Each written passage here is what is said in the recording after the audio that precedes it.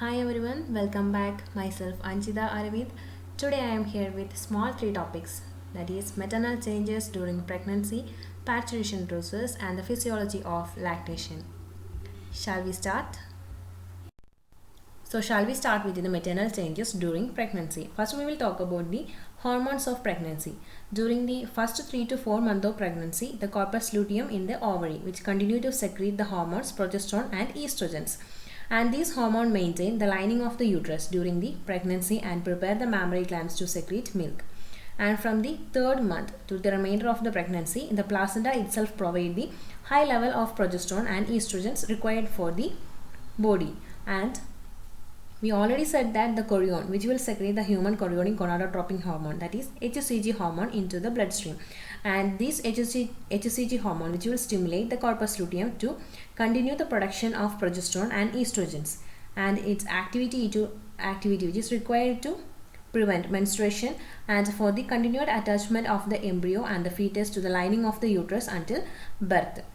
And the next hormone is the relaxin. It is a hormone produced by the corpus luteum of the ovary and later by the placenta, and it increases the flexibility of the pubic symphysis and ligaments of the sarcoiliac and sarcococcygeal joints and helps to dilate the uterine cervix during the labor time, and both of these actions is the delivery of a baby. So here we discuss the three hormones, that is the estrogen and progesterones, human chorionic gonadotropin hormone and the relaxin, and which is needed during the pregnancy time.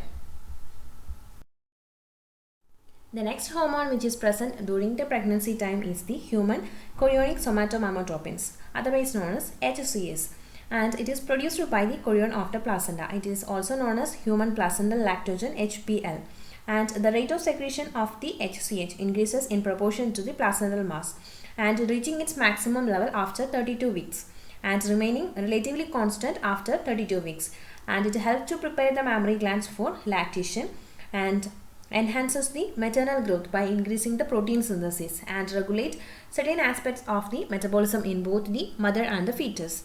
And the hormone most recently found to be produced by the placenta is the corticotropin releasing hormone, which is in non-pregnant people it is secreted only by the neurosecretory cells in the hypothalamus.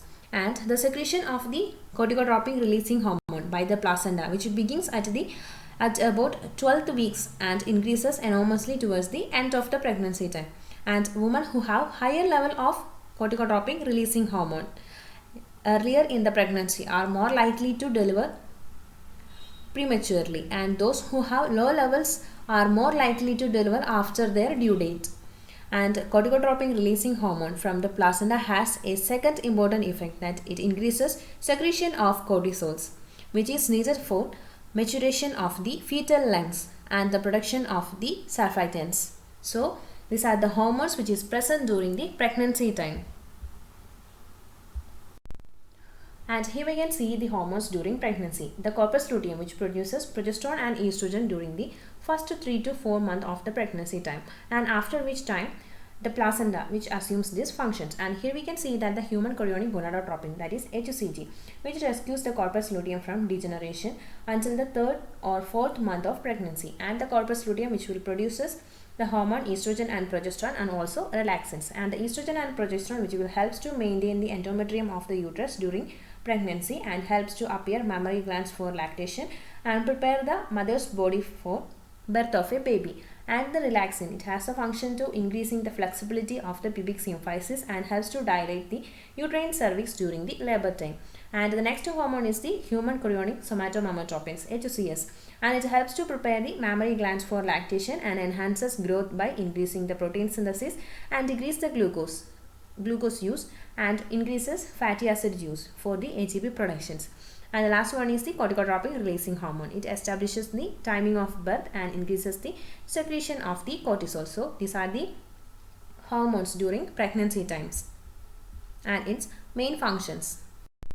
Here I added the blood levels of the hormone during pregnancy, and here we taken the x and y axis. The x axis contain the age of the embryo or the fetus in weeks, and the y axis which denote the blood levels of the hormones. And here we can see that by the 8th day after fertilization, the HCG can be detected in the blood and urine of a pregnant woman, and the peak secretion of HCG occurs at about the 9th week of pregnancy.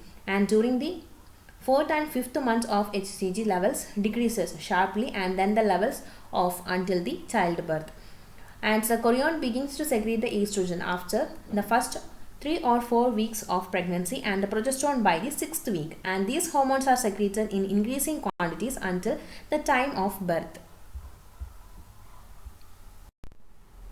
Here I added the normal fetal location and position at the end of a full-term pregnancy, and the changes during pregnancy are: as the fetus continues to grow, the uterus extends higher and higher into the abdominal cavity, and toward the end of the full-term pregnancy, the uterus fills nearly the entire abdominal cavity and reaching above the costal margin nearly to the xiphoid process of the sternum. And the picture we can see the xiphoid process of the sternum, and it pushes the maternal intestine, liver and stomach superiorly, and it elevates the diaphragm and widens the thoracic cavity, and in the pelvic cavity compression of the uterus and urinary bladder will occur.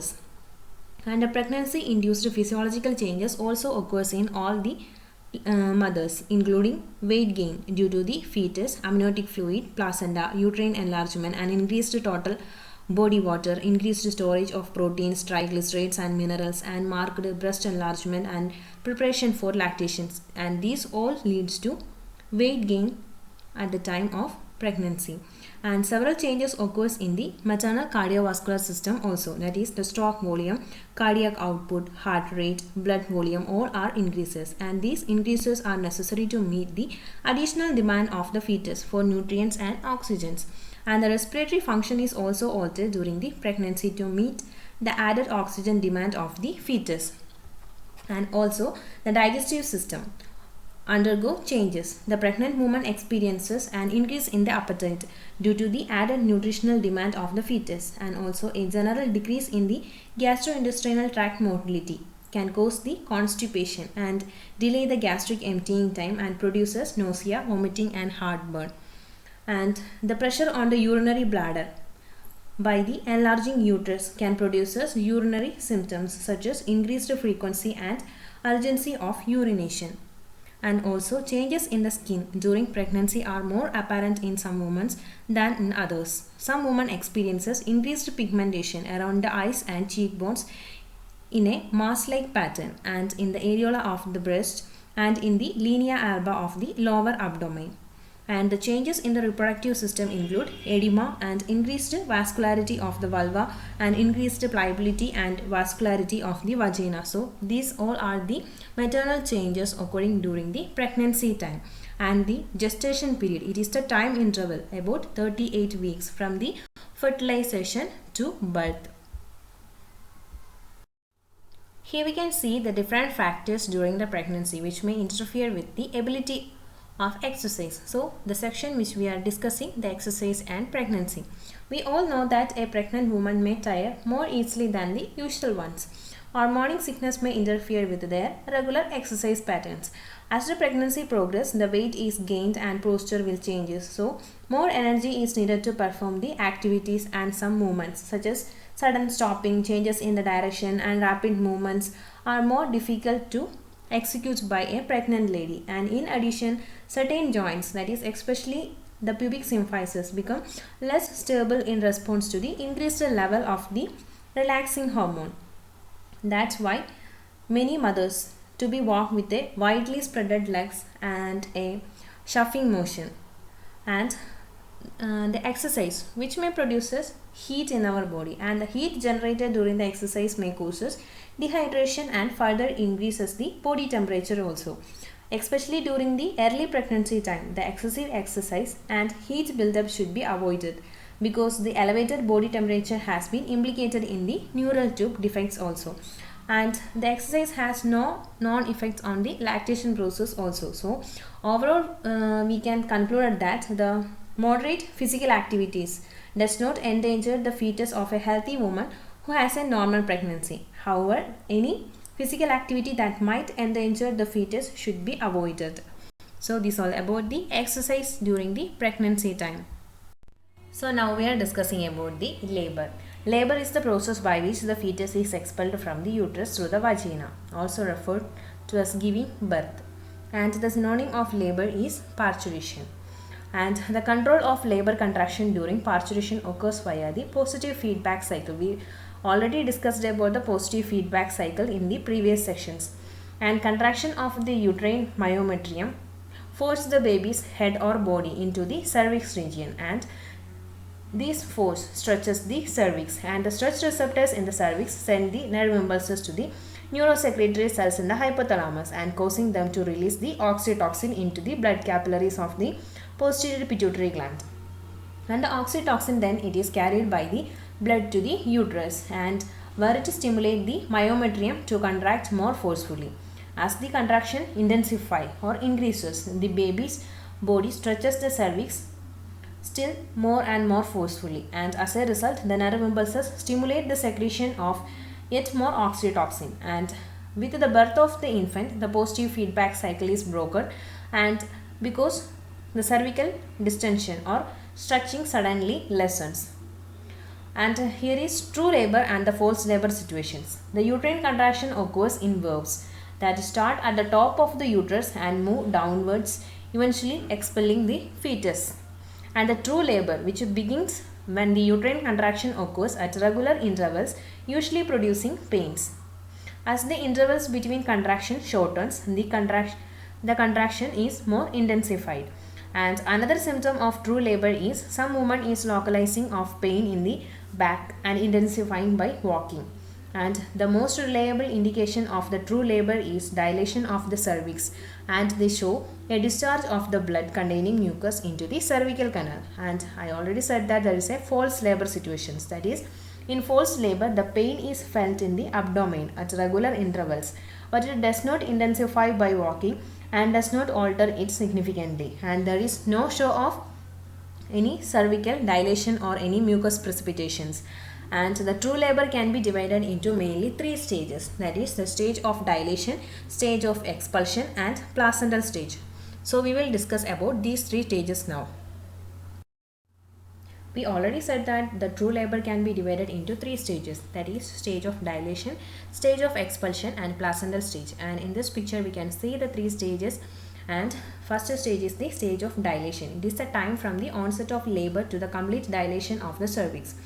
It is known as the stage of dilation, and in this stage it takes typically about 6 to 12 hours, and the features which may include regular contraction of the uterus, and also the rupturing of the amniotic sac will occur at this stage, and the complete dilation of the cervix up to 10 centimeter. And if the amniotic sac does not rupture spontaneously, it is ruptured intentionally. So in the first stage, in the picture we can see the ruptured amniotic sac is there. And in the second stage, stage of expulsion, so it is the time from complete cervical dilation to the delivery of the baby is the stage of expulsion, and it takes from 10 minutes to several hours. And the third stage is the placental stage. It is the time after delivery until the placenta or the afterbirth is expelled by the powerful uterine contraction, and it is known as the placental stage. And in the picture we can see that behind the umbilical cord there is the placenta is there. So due to the powerful contraction of the uterus, the placenta or afterbirth is expelled, and it is known as the placental stage. And following the delivery, it takes about 6 weeks for the maternal reproductive organs and physiology to return to the pre-pregnancy stage, and this period is known as the puerperium, and the reduction in size of the uterus is known as involution. Now we will talk about the adjustment of the infants at birth time. During the pregnancy time, the embryo and later the fetus is totally dependent on the mother for their existence, and the mother supplies the fetus with oxygen and nutrients and eliminates its carbon dioxide and other waste materials, and protect it against shock and temperature changes, and provides antibodies that confer protection against certain harmful microbes. So during the pregnancy time, totally the fetus is dependent on their mother for their existence, and at the time of birth there is some adjustment will occur. And when we considering the respiratory adjustment, after delivery the baby's supply of oxygen from the mother will cease, and many or any amniotic fluid in the fetal lungs is absorbed. Because carbon dioxide is no longer being removed, it built up in the blood. A rising carbon dioxide level stimulates the respiratory center in the medulla oblongata and causing the respiratory muscles to contract and the baby to draw his or her first breath. And because the first inspiration is unusually deep as the lungs contains no air and the baby also exhales vigorously and naturally cries. A full-term baby may breathe 45 times a minute for the first 2 weeks after birth and the breathing rate gradually declines until it approaches a normal rate of 12 breaths per minute. So these are the respiratory adjustment occurs in infants at the birth time. When we considering the cardiovascular adjustment of the infants at birth, after the baby's first inspiration, the cardiovascular system must make several adjustments. That is the closure of the foramen ovale between the atria of the fetal heart, and this closure occurs at the moment of the birth and it divert the deoxygenated blood to the lungs for the first time. And once the lungs begin to function, the ductus arteriosus shuts off due to the contraction of smooth muscles in its wall and it becomes the ligamentum arteriosum. And when we considering the umbilical cord, after the umbilical cord is tied off, the blood no longer flows to the umbilical arteries and they fill with connective tissues and the distal portions become the medial umbilical ligaments and the umbilical veins then become the ligamentum teres or round ligament of the liver. So these are the adjustment of the infants at the birth time occurs in the cardiovascular system. Here I added an image and in this image we can see that one image which will shows the fetal circulation and the another which is the circulation at birth time. So here we can see the changes that occurs at the birth time, that is the ductus arteriosus become ligamentum arteriosum and the foramen ovales become fossa ovalis and the ductus venosus becomes ligamentum venosum and umbilical veins become ligamentum teres and the umbilical arteries it become medial umbilical ligaments. So these are the changes that occurs in the infants at the time of birth. Here we can see the physiology of lactation. So what is lactation? Lactation is the production and ejection of the milk from the mammary glands. The principal hormone in promoting the milk production is prolactin or PRL and which is secreted from the anterior pituitary gland, and also the prolactin level increases as the pregnancy progresses and no milk production occurs because the progesterone inhibit the effect of the prolactin during the pregnancy time, and after delivery the level of the estrogen and progesterone in the mother's blood decreases and the inhibition is removed. So after delivery time the prolactin become activated and here I added a milk ejection reflex. It is a positive feedback mechanism and we all know that for a reflex mechanism there is need of a receptor, control center and an effector organs, and the effector organs which may produces a responses. And here we can see that the sucking of baby on the nipple which is increases the touch sensations and stimulation of the touch receptors in the nipple initiate sensory nerve impulses and that are relied on the hypothalamus. And here we can see that the touch sensitive sensory neurons in the nipple that are the receptors they get activated and they send a nerve impulse into the control center, that is the hypothalamus and the posterior pituitary, and this control center send and output and this output causes increased oxytocin in the blood and this reach into the effector organ. The effector organ here it is the myoepithelial cells in the mammary glands. So the effect of the oxytocin, increased oxytocin in the blood which may causes contraction of the myoepithelial cells and it responds as ejection of the milk. So it is known as the milk ejection process. And any interruption of the cycles, baby cease to sucking or suckle, thus breaking the positive feedback cycle, or there is continues the sucking process or encourages continued sucking, so touch sensation on the nipple and oxytocin release continuously. So this is the positive feedback cycle for the milk ejection process. Here I added a small topic, that is the physiology of lactation, and in this section I added the benefits which is associated with the breastfeeding process. and during the late pregnancy and in the first few days after birth, the mammary glands secrete a cloudy fluid. We all know that it is the colostrum, and the colostrum and the maternal milk contain important antibodies that protect the infants during the first few months of their life. And the primary benefits of breastfeeding is nutrition. That is, the human milk is a sterile solution that contains the amounts of fatty acids, lactose, amino acids, minerals, vitamins, and water that are ideal for the baby's digestion, brain development, and growth. The breastfeeding is benefits infants by providing them beneficial cells, beneficial molecules, and decreases incidence of the disease in their later lives. When we considering the beneficial cells, that is, several type of white blood cells are present in the breast milk. For example, the neutrophils and macrophages serves as phagocytes, that is, ingesting microbes in the baby's GIT.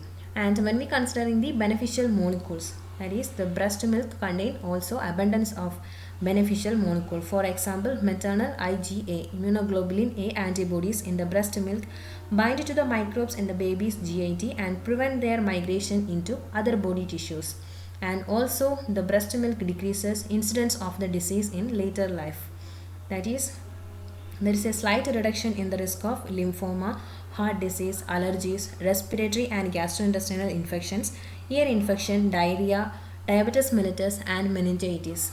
And also some miscellaneous benefits is there. That is, breastfeeding support the optimal infant growth, enhance the intellectual and neurological development also. So never miss the breastfeeding after the delivery of a baby. We are winding today's section, and today we discussed about the maternal changes during pregnancy and labor process and adjustment of the infants at the birth time, and also lactation and the reflex arc, that is the milk ejection process, and the benefits of the breast milk. So hope you all understand the sections. Thank you for your kind attention. Thank you all.